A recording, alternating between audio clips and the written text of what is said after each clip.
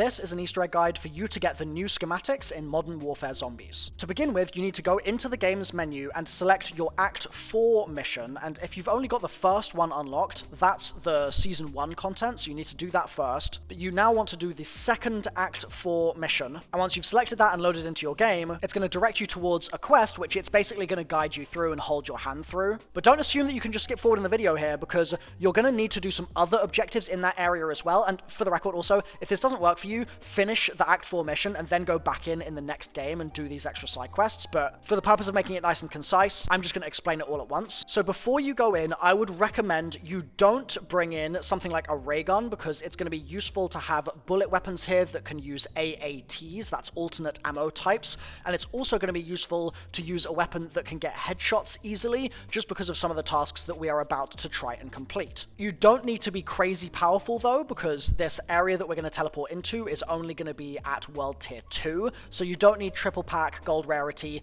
Save those for later instead, when we're farming our Elder Sigils to get those new schematics. So assuming you have like PAP level 1 or something, enter into the new rift that has spawned in the north side of the Tier 3 zone, and once you go through that rift, you're going to be in a new area of the Dark Ether that we haven't previously explored. When you run forwards from that spawn point, you're going to see a ship, and the first thing that I want you to do is kind of hook around the side of the ship here to this patch of rocks that you can see in my gameplay here, climb onto those rocks, and then use them to mantle onto the building, and then turn around and mantle up onto the side of the ship. Then run along the edge of the ship here, and you'll find an obelisk, which you need to interact with, and it's going to spawn a circle around you, and you need to melee zombies while they are inside that circle. You need to get melee kills. Now, it's going to drop you insta-kills, and there are going to be some periods where you're out of insta-kill, and you're still just in the circle, like, what the hell do I do now? Just survive, you'll get a new insta-kill in approximately 30 seconds, and then once you've got enough melee kills, you'll get an audio prompt, and you'll get an item from the obelisk, and you can move on to the next one. Obelisk 2 is by the soccer field kind of area. It's in the northern part of the map, and this one works very similarly, except instead of getting melee kills, we're going to be getting headshots here. So get a bunch of headshots in the circle, and once you do so, you will get another item to pick up. And the third and final obelisk is going to be down in the bottom right-hand corner of the map in I-8. That's the grid square. And this one's a little bit tricky to find because it's surrounded by fog, but it is in there, I promise you. And when you activate this one, it's going to require you to kill zombies with a specific alternate ammo type that the ground around you is going to dictate.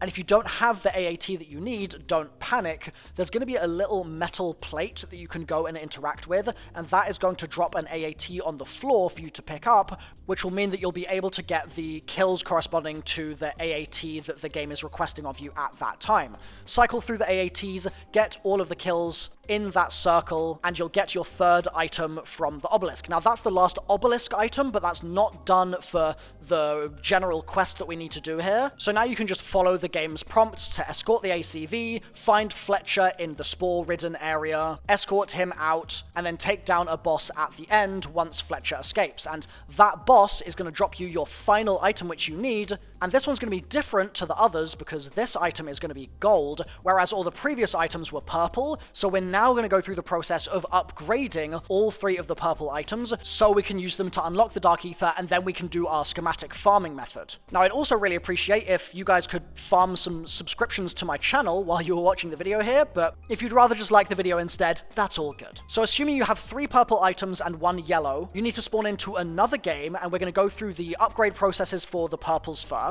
So you'll have a pair of gloves, that'll be one of them, and for those you need to go to the boxing gym at the bottom of the Zaravan suburbs. It's inside a building, and you simply need to go into the center of the gym and the center of the boxing ring and hold square there to deposit your item, and you'll then see one of the punching bags start glowing. You need to melee that a bunch of times. That will make the other punching bags glow. You need to melee those as well, and then it will spawn a zombie in for you to melee to death, and once you do that, you'll have your upgraded item, the first of 3. The next one is a little bit more fiddly, I would say. So we're going to go to the graveyard on the right-hand side of the map for this one, and if you go to to this specific patch of ground, you'll be able to deposit your purple item, and it's then going to spawn in a couple of zombies with different sort of glows on them, and each of these zombies needs to be killed with a different AAT. So you need to go to the center clock tower, which is going to start glowing, and you need to use the same mechanism that we used earlier on with the obelisks to interact with a metal plate to drop yourself an AAT,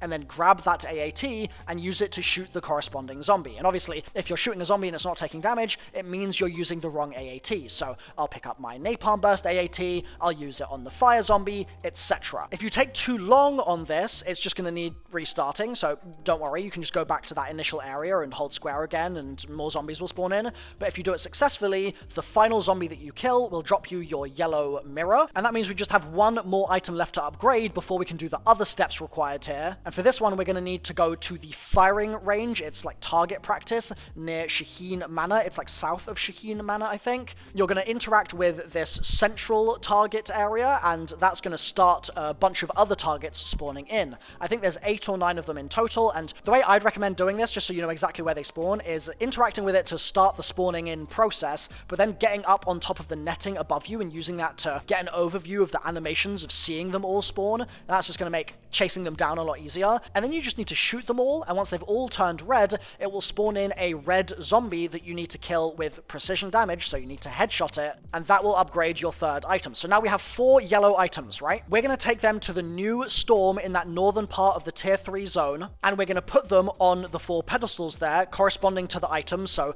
the mirror pedestal needs the mirror, for example. And then once that's done, it's going to spawn in a boss for you to take down, which shouldn't be too difficult. You don't need to go too crazy getting overpowered for this. And that boss will then drop you a sigil, which you can use to enter this new Dark Ether portal, which is a different one to the one that we were activating previously in previous seasons. Now, just jumping into the Dark Ether here won't get you your schematics yet, okay? So don't jump the gun too quickly. The first thing that we're going to want to do is use the sigil, go into the Dark Ether, and I'm going to show you 3 bunny locations now, which you're going to need to find. The first bunny is going to be located right on top of the mall area. It's really easily accessed if you have a Scorcher. I highly recommend. That is going to give you a quest, and this is very similar and familiar to stuff that we've done in the past with previous Dark Ether objectives, so I'm not going to go through and explain how to do it. The game tells you how to do it. Then another bunny can be found kind of almost behind the spawn area on the side here, and it's basically in a warehouse. You're going to find it inside this back office room just next to the microwave, and again, that's going to give you a mission that you're going to need to complete, so go ahead and do that mission. And by the way, you can do these bunnies in any order, just like you can do the obelisks in any order earlier in the video.